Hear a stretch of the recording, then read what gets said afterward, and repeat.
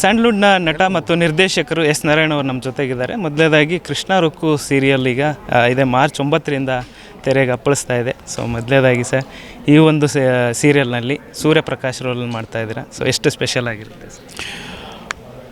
ಇದು ನೋಡೋರಿಗೆ ಸ್ಪೆಷಲ್ ಆಗಿರ್ಬೋದು, ಬಟ್ ನನಗಿದು ಏನು ಹೊಸದು ಅನ್ನಿಸ್ತಾ ಇಲ್ಲ. ನಾನು ಇರೋದೇ ಹೀಗೆ, ನಾನು ಹೇಗಿದ್ದೀನೋ ಹಾಗೇ ಒಂದು ಪಾತ್ರವನ್ನು ತಂದು ನನಗೆ ಕೊಟ್ಟಿದ್ದಾರೆ. ನನಗಿದನ್ನು ಅಭಿನಯ ಮಾಡೋದಕ್ಕೆ ತುಂಬ ಸುಲಭ ಆಗ್ತಾಯಿದೆ. ಯಾಕೆಂದರೆ ಒಬ್ಬ ತಂದೆಯಾಗಿ ನಾನು ಎಷ್ಟು ಮಕ್ಕಳಿಗೆ ಯಾವ ರೀತಿ ನಾನು ಸಂದೇಶವನ್ನು ಹೇಳ್ತಾ ಇರ್ತೀನಿ, ಬೇರೆ ಮಕ್ಕಳಿಗೆ ಯಾವ ರೀತಿ ಸಂದೇಶವನ್ನು ಕೊಡ್ತಾ ಇರ್ತೀನಿ, ಅದನ್ನು ಅಂಥ ಒಂದು ಸಂದೇಶವನ್ನು ಹೇಳೋದಕ್ಕೆ ಒಂದು ವೇದಿಕೆ ಮಾಡಿಕೊಟ್ಟಿದೆ ಜೀ ವಾಹಿನಿ, ಈ ಕೃಷ್ಣ ರುಕ್ಕು ಅನ್ನೋ ಧಾರಾವಾಹಿ ಮುಖಾಂತರ.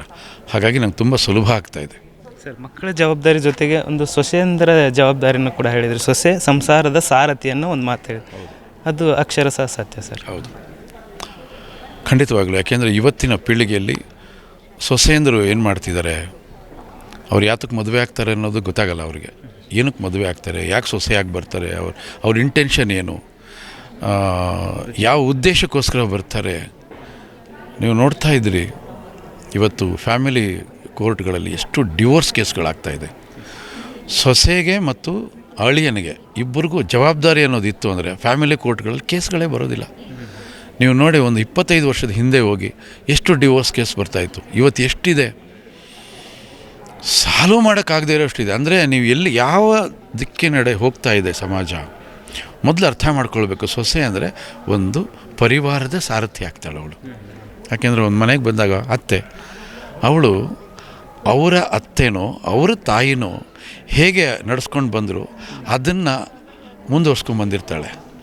ತರುವಾಯ ಸೊಸೆ ಬಂದಾಗ ಸಮಸ್ತವನ್ನು ಧಾರೆ ಎರೆದು, ಇವತ್ತಿಂದ ಈ ಜವಾಬ್ದಾರಿ ನಿಂದಪ್ಪ, ನೋಡು ನನ್ನ ಈ ಮನೆಯಲ್ಲಿ ನಾನಿದ್ದೀನಿ, ನನ್ನ ಗಂಡ ಇದ್ದಾನೆ, ನನ್ನ ಮಗ ಇದ್ದಾನೆ, ಆ ಮಗನ ನಿನಗೆ ಕೊಟ್ಟಿದ್ದೀನಿ, ಇವತ್ತಿಂದ ಅವನು ನಿನಗೆ ಮಗ, ಬರೀ ಪತಿ ಅಲ್ಲ, ಅವನು ನಿನಗೆ ಮಗ. ನಾವಿದ್ದೀವಿ, ನಾವು ನಿಮ್ಮ ಮಕ್ಕಳಿದ್ದ ಹಾಗೆ, ಚಿಕ್ಕ ಮಕ್ಕಳಿದ್ದ ಹಾಗೆ ನಮ್ಮನ್ನು ಹರಿಸ್ಬೇಕು, ನಮ್ಮನ್ನು ನೋಡ್ಕೊಳ್ಬೇಕು, ಜವಾಬ್ದಾರಿ ನಿಂದು. ಈ ಕುಟುಂಬ ಈ ರೀತಿಯ ಒಂದು ಸಂಸ್ಕಾರದ ಚೌಕಟ್ಟಲ್ಲಿ ನಡ್ಕೊಂಬಂದಿದೆ. ಈ ಸಂಸ್ಕಾರದ ಚೌಕಟ್ಟಲ್ಲಿ ಇದನ್ನು ಸಾಗಿಸ್ಬೇಕು ಅನ್ನೋ ಎಲ್ಲ ಅವ್ರಿಗೆ ಹೇಳ್ಕೊಡ್ತಾರೆ. ಅದಾದಮೇಲೆ ಓದ್ಕೋತಾರೆ.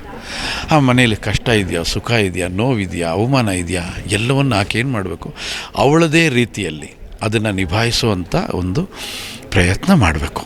ಆ ಕರ್ತವ್ಯ ಸೊಸೆ. ಅದನ್ನು ಬಿಟ್ಟು ಮಿಕ್ಕಿದ್ದೆಲ್ಲ ಮಾಡಿದಾಗ ಎಡವಟ್ಟಾಗುತ್ತೆ. ಅಷ್ಟೇ. ಅನ್ನ ತೊಗೊಂಡು ಹೋಗ್ತೀವಿ, ಬಾಯಲ್ಲಿ ಇಟ್ಟಾಗ ಹೊಟ್ಟೆಗೆ ಹೋಗುತ್ತೆ, ಮೂಗಲ್ಲಿ ಇಟ್ಟಾಗ ಅದೇ ಇವತ್ತು ಆಗ್ತಿರೋದು. ಅದು ಆಗಬಾರ್ದು ಅನ್ನೋದೇ ಈ ಸೊಸೆಯ ಪಾತ್ರಧಾರಿ, ಮೌನ ಪಾತ್ರಧಾರಿ. ಎಸ್ ಸರ್, ಇತ್ತೀಚಿನ ದಿನದಲ್ಲಿ ಸ್ಯಾಂಡಲ್ವುಡ್ನಲ್ಲಿ ಅಂದರೆ ನಟಿಯರು ತಮ್ಮ ವೈಯಕ್ತಿಕ ಗೌರವಕ್ಕೆ ಧಕ್ಕೆ ಬಂದಂಥ ಸಂದರ್ಭದಲ್ಲಿ ಧ್ವನಿ ಎತ್ತಾ ಇರ್ತಕ್ಕಂಥದ್ದು. ಸೊ ಈ ಒಂದು ಘಟನೆ ಬಗ್ಗೆ ನೀವು ಹೇಳೋದಾದರೆ? ಇಲ್ಲ, ಅದು ದುರ್ಘಟನೆ. ಇದೆಲ್ಲ ಬರಬಾರ್ದು, ಈ ಹಿಂದೆ ಬಂದೇ ಇಲ್ಲ. ಕಲಾವಿದರು ಅಂದರೆ ಅವ್ರಿಗೆ ಅವ್ರದ್ದೇ ಆದಂಥ ಒಂದು ವೈಯಕ್ತಿಕ ಬದುಕಿರುತ್ತೆ. ಎಲ್ಲರ ಹಾಗೆ ಅವರು ಕೂಡ ನಿಮ್ಮನ್ನು ತೆರೆ ಮೇಲೆ ಬಂದು ಮನೋರಂಜನೆ ಮಾಡ್ತಿರ್ತಾರೆ ಒಂದು ಪಾತ್ರದ ಮುಖಾಂತರ. ಹಾಗಂತ ಅವ್ರನ್ನ ಅಗೌರವ ಕಾಣಬಾರ್ದು. ಮೊದಲು ಅವ್ರನ್ನ ಗೌರವವಾಗಿ ನೋಡಿ, ಗೌರವವಾಗಿ ನಡೆಸ್ಕೊಳ್ಳಿ. ಕಲಾವಿದರನ್ನ ಆರಾಧಿಸ್ತಾಯಿದ್ರು. ಅಣ್ಣ ಅವರ ವಿಷ್ಣು ಸರ್ ಆಗಲಿ, ದೊಡ್ಡ ದೊಡ್ಡ ಕಲಾವಿದರನ್ನ ಆರಾಧಿಸ್ತಾಯಿದ್ರು. ಇವತ್ತು ಅದಿದೆ. ಆದರೆ ಏನಾಗ್ತಿದೆ ಈಗ, ನಾನು ಒಬ್ಬರನ್ನ ಇಷ್ಟಪಡ್ತೀನಿ ಅಂದರೆ ಉಳಿದವ್ರನ್ನೆಲ್ಲ ನಾನು ಕೇವಲವಾಗಿ ಕಾಣೋದು, ಆ ಮನಸ್ಥಿತಿ ಬರಬಾರ್ದು. ಸೋಷಿಯಲ್ ಮೀಡಿಯಾಗಳು, ಕೆಲವೊಂದು ಸೋಷಿಯಲ್ ಮೀಡಿಯಾಗಳು ಜವಾಬ್ದಾರಿಯನ್ನು ಅರ್ಥ ಕೆಲಸ ಮಾಡ್ತಾಯಿದೆ. ಇನ್ನು ಕೆಲವಕ್ಕೆ ಜವಾಬ್ದಾರಿ ಅನ್ನೋ ಪದನೇ ಗೊತ್ತಿಲ್ಲ. ಅದರಿಂದ ಆಗ್ತಿರೋ ಸಮಸ್ಯೆಗಳಿದು. ದಯವಿಟ್ಟು ಜವಾಬ್ದಾರಿಯನ್ನು ಅರ್ಥಕೊಳ್ಳಿ. ಒಂದು ಗೌರವಾನ್ವಿತ ಒಂದು ಚೌಕಟ್ಟಿದೆ, ಅದಕ್ಕೆ ಗೌರವ ಕೊಡಿ. ಆ ಚೌಕಟ್ಟಿಂದ ಈಚೆ ಬರಬೇಡಿ. ಎಲ್ಲರನ್ನೂ ಪ್ರೀತಿಯಿಂದ ಕಾಣಿ. ಆ ಮಗು ಹೇಳ್ತು ನೆನ್ನೆ, ಕಲಾವಿದನ ವಸ್ತುಗಳಾಗಿ ನೋಡ್ಕೋಬೇಡಿ ಅಂತ. ವಸ್ತು ಬೇರೆ, ವ್ಯಕ್ತಿ ಬೇರೆ. ವಸ್ತುನ ಬಳಸ್ಕೊಳ್ಬೋದು, ವ್ಯಕ್ತಿನ ಬಳಸೋಕ್ಕಾಗಲ್ಲ. ವ್ಯಕ್ತಿತ್ವನ ಬಳಸ್ಕೋಬೋದು, ವ್ಯಕ್ತಿ ವಸ್ತು ಆಗಿಬಿಡಬಾರ್ದು. ಎಷ್ಟು ನೋವಿದ್ರೆ ಆ ಹೆಣ್ಣುಮಗು ಅಂಥ ಪದ ಬಳಕೆ ಆಗುತ್ತೆ. ಅರ್ಥ ಮಾಡ್ಕೊಳ್ಳಿ.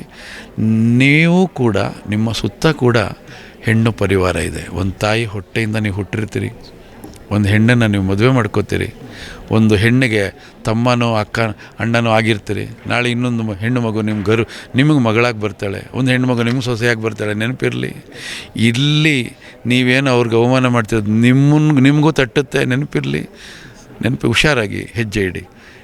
ಹೆಣ್ಣಿಗೆ ಯಾವ ಪುರುಷ ಸಮಾಜದಲ್ಲಿ ಗೌರವ ಕೊಡ್ತಾನೋ ಅವನು ಪ್ರಜ್ಞಾವಂತನಾಗ್ತಾನೆ, ಒಳ್ಳೆಯ ವ್ಯಕ್ತಿಯಾಗಿರ್ತಾನೆ, ಸಜ್ಜನನಾಗಿರ್ತಾನೆ. ಹೆಣ್ಣಿಗೆ ಗೌರವ ಕೊಡಲಿಲ್ಲ ಅಂದರೆ ಅವನು ದುರ್ಜನ, ಅವನಿಗೆ ಕ್ಷಮೆನೇ ಇಲ್ಲ. ಬದಲಾಯಿಸ್ಕೊಳ್ಳಿ. Thank you sir, thank you so much. ಇದಿಷ್ಟು ನಟ ನಿರ್ದೇಶಕ ಎಸ್ ನಾರಾಯಣ ಅವರ ಮಾತಾಗಿತ್ತು. ಕ್ಯಾಮ್ರಾ ಪರ್ಸನ್ ಕಿರಣ್ ಜೊತೆ ಧನು ಎಲ್ಗಾಜ್, ರಾಜ್ ನ್ಯೂಸ್, ಬೆಂಗಳೂರು.